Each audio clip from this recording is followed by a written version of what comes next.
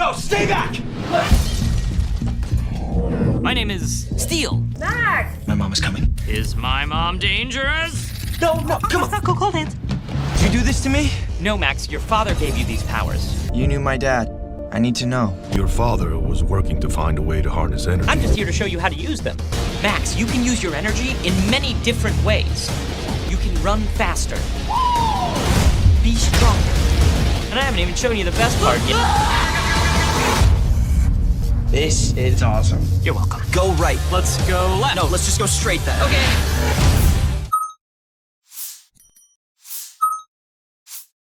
A young guy named Max is sitting on the roof of his house, sketching the river in his notebook. His mom, Molly, calls up to him, asking him to come down and help her carry their bags. She tells him they're moving into a new house and that this is going to be a fresh start for them. Max teases her, reminding her that they've already moved 9 times before. He heads inside with his bags and takes a moment to look at an old photo of his late father. He also glances at a star decoration his dad made. When the TV switches on, Molly notices something weird happening with the electricity, but she decides to go to bed. Max, however, realizes something strange. Energy seems to be coming out of his hand and interfering with the electronics around him. The next morning, Max rides his bike to school. On the way, he passes the old abandoned company where his dad used to work. Just then, someone calls him on his phone. When he picks up, a jolt of electricity bursts from his hand, causing the phone to shut down. Shaken but determined, Max continues on his way. While biking, Max nearly crashes into a car but manages to swerve at the last second and falls.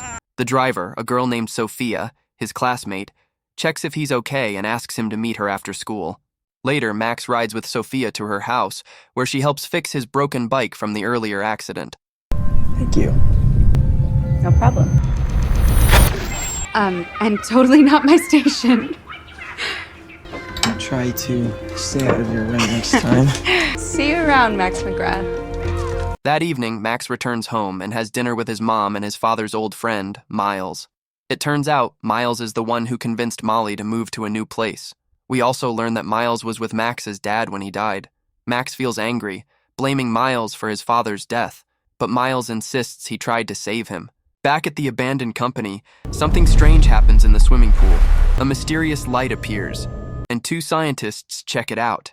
As they approach, the water molecules lift into the air and freeze into crystal-like ice formations. The scientists report a possible breach in the system and call for security.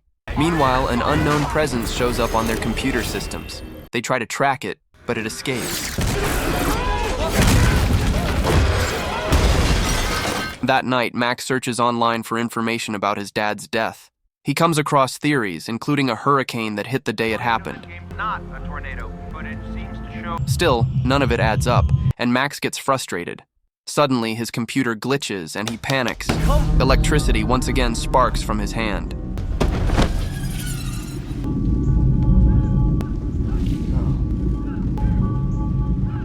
But this time, he learns he can stop it by clenching his fist. The following day, Max heads into the woods to test his powers on some electronics. He's amazed and thrilled to discover he actually has superpowers. Freaking awesome!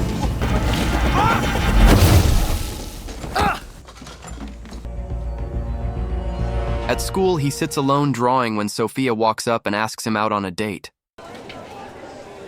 I can't hear what you're saying. What? She said the Thai place on Main Street. I'll find it.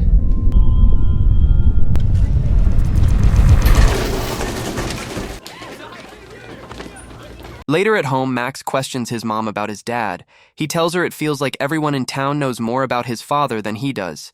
He admits he doesn't even understand how his dad really died. Molly wants to tell him the truth, but says the story is too complicated right now. While Max is deep in thought, a flying object appears in the sky, watching him from a distance, but Max doesn't notice it.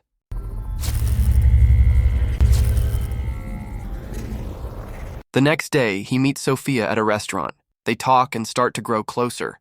But when Sophia hands him her phone to save his number, it shuts off the moment he touches it. Max suddenly suffers a sharp headache from the electricity building inside him. He rushes to the bathroom, overwhelmed with anxiety.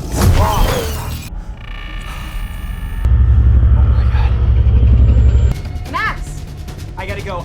I'm sorry. Then runs straight to the woods, screaming in pain.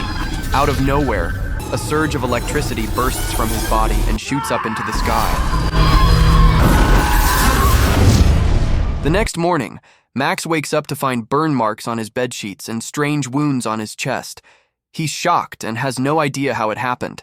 At the same time, the flying object appears again and introduces itself as Steel. Max. What do you want? Stay away! Steel explains the powers Max has and tells him he's here to protect him. My name is, hold on. Steel. He called me Steve. Found you. Now that Where are you from? Good question. I am from... You're from space. Yes. Yeah. I'm here to protect you from everything that's trying to kill us. You had an insane amount of energy. Wait, chronometer. Ooh, cartography. Wait, Max. Steel! Yes, Max. Oh God, my mom is coming. Is my mom dangerous? No, come on! Max's mom hears voices coming from his room and walks over to check, but Max quickly hides Steel inside the laundry basket. A bit later, Steel tells Max he can help by absorbing the extra electricity building up inside Max's body. They head out into the woods and talk about Max's abilities, but then they spot a black car pulling up, and a group of armed thugs gets out. They're after Steel and want to find out what he's made of. Max and Steel manage to escape and get away safely. Later on, Max takes Steel to school, hiding him in his backpack. But Steel starts making strange noises. The equations are lies. No idea what they're talking about. I left my iPod on. Don't lie. After school, Max goes to an old abandoned building where Steel explains more about his powers and how to use them properly. Max begins testing different ways to control his abilities. Steel tells him he can use his powers for good and fight against threats. But Max is too caught up in the excitement of his new strength to really listen. Max soon figures out how to control his powers at will and can even jump huge distances. Steel then tells Max they can merge together. Shortly after, Max finds himself wearing a suit of armor that looks like Steel, and for a moment, he sees flashes of memories of his dad. Max decides he needs to talk to Miles and tell him everything that's been happening. On the way, he runs into Sophia.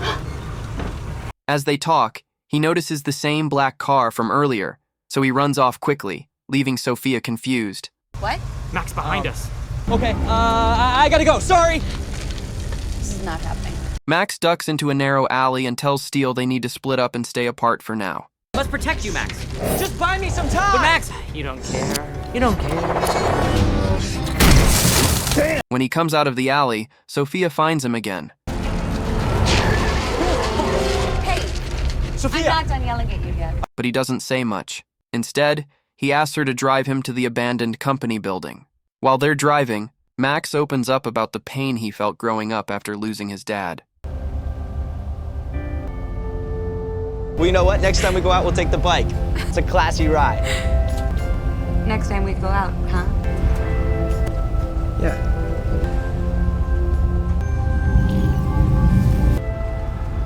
When they arrive, Miles is there to meet them. Max pleads with him to explain what really happened to his father, but Miles stays silent. Suddenly, Max feels another surge of energy in his body and rushes out of the building, leaving Sophia behind, not understanding what's going on. As night falls, strong winds begin to blow, and something begins to form in the sky. Max hides underneath the train. Nearby, a woman is stuck in her car, screaming as the storm intensifies. Max runs to help her, using his electricity to jumpstart her car battery. He then hides in a nearby auto garage, but the entire structure is lifted into the air by the storm. Max is now caught right in the heart of it. It turns out that the storm is not just weather, it's an alien entity that controls wind and water. This alien was the one who killed Max's father, and now wants to eliminate Max too. Just in time, Steel finds Max and merges with him again. Steel explains how to fight the alien, and Max finally learns how to channel his power with Steel's help. Time to go now! Max, so much faster! The knife's done!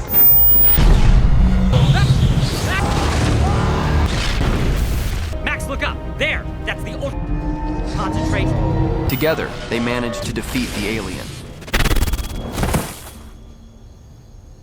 As the creature falls from the sky, Max approaches and realizes that it looks just like Steel. Steel then confesses that the alien is one of the evil extraterrestrials he and Max's father used to battle, but Max is skeptical and doesn't fully trust him. He walks away, keeping his distance. Max. No, I said stay away from me! Later, Max goes to Sophia's house. He takes her phone and some rubber gloves to insulate his hands from discharging electricity. He then takes her car and calls Miles. Max tells him he's worried about the armed men and is scared for his mom, Molly. He has no idea where she is. Miles warns Max that those men may have taken Molly to the secret lab where Max's father once worked. Max rushes there and discovers Steele's operating system. As he explores, he starts having flashbacks of the day his father died, how the lab was under alien attack, and how his father had the same powers as Max. Max learns that his dad was inside a special machine built to concentrate energy for his battles against the aliens. But Miles, who was secretly working with the aliens, took advantage of the moment and drained Max's father's power while he was in the machine. That betrayal ultimately killed Max's father. Now Max realizes that Miles is trying to do the same thing to him.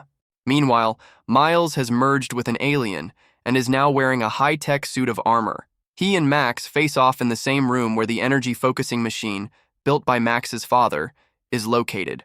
Max tries to take control of Miles's suit using his powers, but it doesn't work. So he steps into the focusing device himself and reconnects with Steel.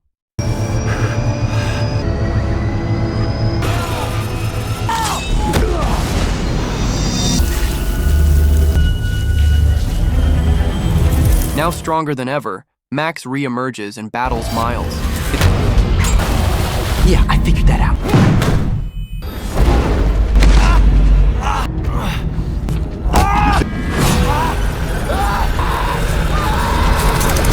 In the middle of the fight, a group of armed men storm in, but instead of attacking, they help Max. It becomes clear that Molly had secretly arranged for them to protect her son. With their support, Max gathers all his energy and channels it directly into Miles's armor. The surge causes the suit to overload and explode. Max wins the fight, but both he and Miles collapse afterward, completely drained. As they wake up, Molly arrives and sees them. She's relieved to find both Max and Steel alive, and it's revealed that she's known Steel for a long time. That's when we learn the truth. Max's father was actually an alien in human form. Molly finally opens up and explains everything from her past. She tells Max that once the aliens discovered his location, they were determined to eliminate him. That's why she constantly moved him from place to place to keep him hidden and safe. Later, Max turns on the glowing star decorations on his bedroom ceiling and realizes they were never just for show. The stars project 3 maps of outer space, and through them, Max discovers the name of the planet where his father came from. Sometime after, Max visits Sophia to apologize for running off without saying anything. He tells her he's always lived a life of solitude and thanks her for being there for him. Then he gives her a drawing he had made of her earlier. They smile, agree to go on a date, and as Max leaves, he unites with Steel one more time. Together, they soar high above the river. Subscribe for more videos like this, turn on notifications, and leave a like to support the channel. Thank you for watching.